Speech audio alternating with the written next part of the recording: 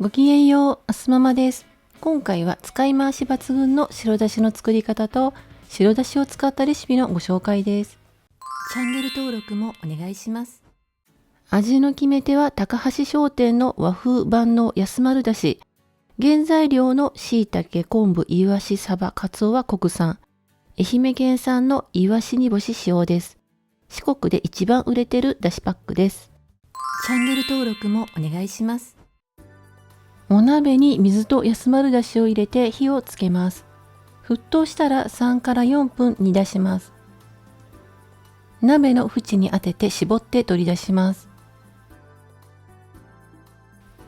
みりんとお酒を合わせて600ワットで2分ほど加熱しておきます。だしに酒とみりんを加えて薄口醤油とお塩も入れて一煮立ちさせたら出来上がりです。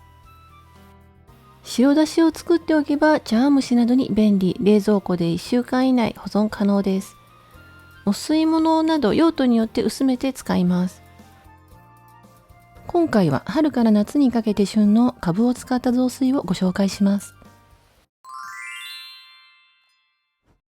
材料は概要欄にも書いてあります。カブは皮を剥き12個のくし切りにして茎は1センチくらいに切ります。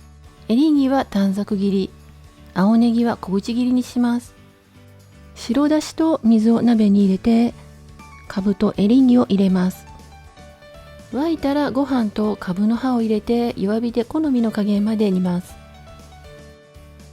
溶き卵を中心から回しかけるようにして、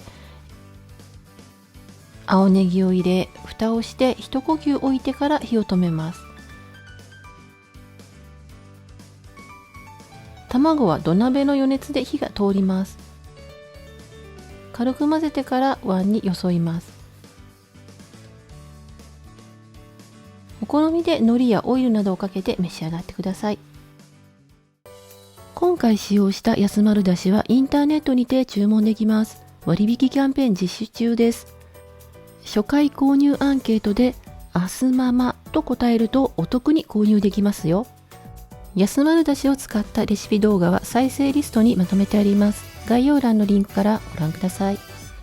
今後も安丸だしとコストコ購入品を使ったレシピを投稿していきますので、チャンネル登録もお願いします。今回も最後まで見てくださりありがとうございました。